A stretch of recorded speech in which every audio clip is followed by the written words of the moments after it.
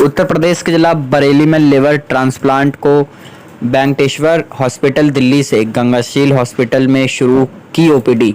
आपको बताते चले, वेंकटेश्वर हॉस्पिटल दिल्ली एवं गंगाशील हॉस्पिटल बरेली शुरू कर रहे हैं सुपर स्पेशलिटी ओपीडी। दिल्ली के द्वारका में स्थित 500 बिस्तरों वाला मल्टी स्पेशलिटी अस्पताल वेंकटेश्वर अस्पताल गंगाशील अस्पताल बरेली के साथ साझेदारी में सुपर स्पेशलिटी ओपीडी का शुभारंभ कर रहा है। यह सहयोग दिल्ली के प्रमुख विशेषज्ञों को सीधे बरेली लाता है, जो बरेली और पड़ोसी क्षेत्रों के रोगियों को उपयुक्त परामर्श प्रदान करेंगे। इस साझेदारी के माध्यम से मरीज अब बरेली में लीवर प्रत्यारोपण, हेमेटोलॉजी और बोन मैरो प्रत्यारोपण, बीएमटी और गुर्दे की प्रत्यारोपण सर्जरी के लिए राष्ट्रीय स्तर के विशेषज्ञों से परामर्श प्राप्त कर सकते हैं। मेरा नाम डॉक्टर रोहित जनेजा है। मैं senior consultant Venkateshwar hospital Dwarka से हूँ। तो किडनी ट्रांसप्लांट का जो खर्चा है वो कुछ 6 से 7.5 लाख रुपए के आसपास आता है, अगर पेशेंट और रिसिपिएंट और डोनर का ब्लड ग्रुप मैच करता है तो, और वो जनरली फैमिली मेंबर ही कोई ना कोई होता है। और इसके अंदर जो हमारा डोनर होता है वो 4 से 5 दिन रहता है और रिसिपिएंट 7 से 10 दिन के आसपास रहता है।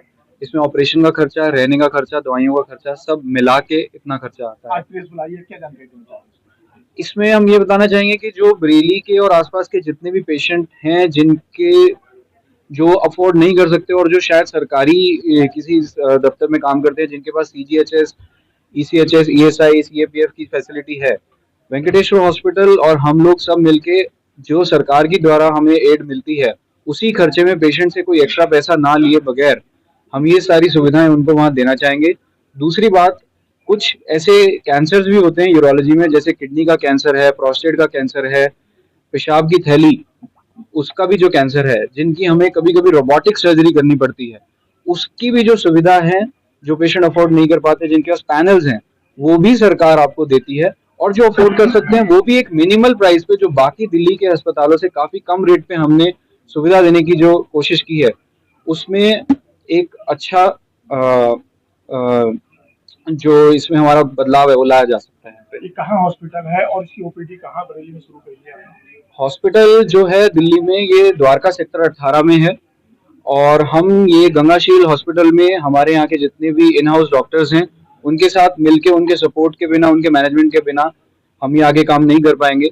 तो गंगाशील हॉस्पिटल की तरफ से और वहाँ के जितने भी डॉक्टर्स हैं, हम लोग यहीं पे ओपीडी स्टार्ट करेंगे। हफ्ते दर हफ्ते कोई ना कोई एक स्पेशलिस्ट, या तो लिवर के या किडनी के या हिमेटो ऑन्को के, जो ब्लड कैंसर्स वाले डॉक्टर होते हैं, कोई ना कोई हफ्ते में एक बार आएगा और महीने दर महीने हर एक की ओपीडी होगी।